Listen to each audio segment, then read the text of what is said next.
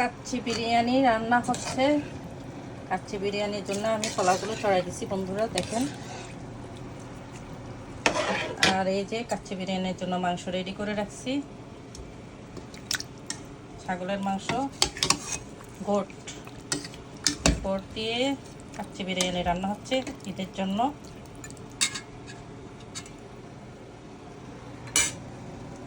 এই যে কাচ্চি বিরিয়ানি হয়ে আসছে, আর 10 মিনিট পরে হয়ে যাবে।